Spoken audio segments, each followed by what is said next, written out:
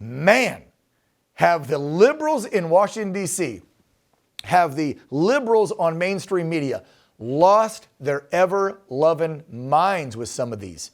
Bobby Kennedy, HHS Secretary.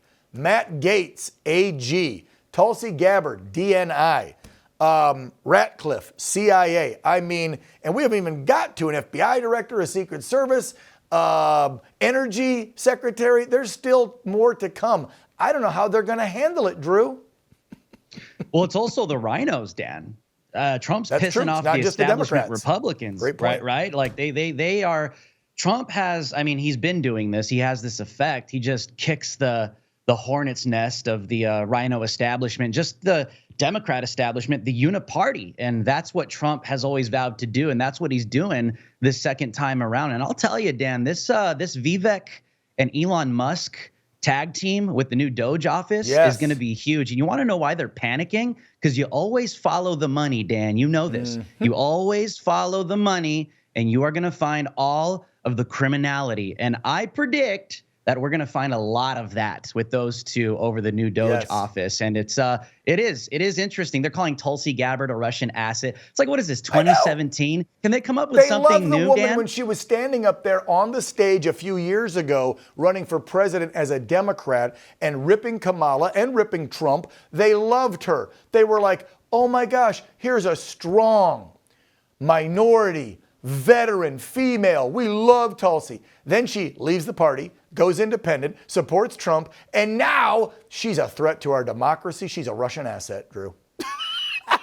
Well, that's all they got. All they got is lies and slander. I mean, they really messed up with her, man. They did. I mean, you could have had a Tulsi Gabbard, but you went with a Kamala Harris. What are these people thinking? I mean, but it makes sense, right? They wanted a controllable puppet, and I think Tulsi came to the conclusion that's not who I am. We all have come to that conclusion. That's why like more than 76 million of Americans voted for Donald J. Trump, and that's why the Democrat Party and the rhino establishment is in the position they're in right now, where they're totally irrelevant. Nobody wants them. Nobody likes them. And they're being completely rejected by the MAGA America First Agenda 47. Yeah, kind of like mainstream media. You saw, I'm sure, those horrible numbers for MSNBC and CNN.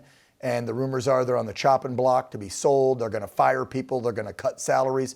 Oh, I'm so sad for my colleagues over at those networks. Well, it turns out just, slandering white people and calling everybody you don't like a Nazi doesn't work. No. It sounds like your audience isn't really into that. It turns out America isn't into that. You love to see it because that's what they deserve, Dan. That's why there's a rise in independent alternative media, including OAN, and it's only going to increase and continue. I wanted to ask my Hispanic friend if you, because you voted for the MAGA movement, are you wanting to be more white, Drew? Is that why you voted for the MAGA movement? Because you really don't like your heritage as a Mexican? You want to be white? And you know why I'm asking this, but let me just get it out first, and then I'm going to play a clip. But are you trying to be more white, Drew? Well, honestly, Dan, even if I wanted to, there's nothing wrong with being white, okay? No, I voted for Trump because I want to make America great again, and I don't want open borders. I want to see our economy thrive again, and I don't want a nuclear World War III Holocaust. It's that simple.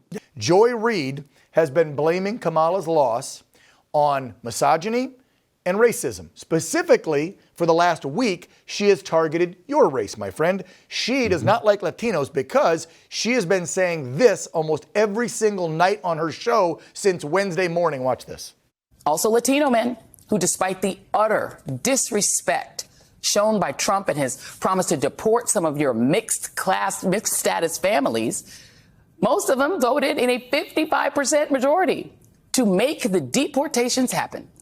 Y'all voted with Stephen Miller and David Duke and against your own sisters and chose Kamala Harris with 60% of their votes. So you own everything that happens to your mixed status families and to your wives, sisters, and abuelas from here on in. Your abuelas too. Oh my God. It's completely false.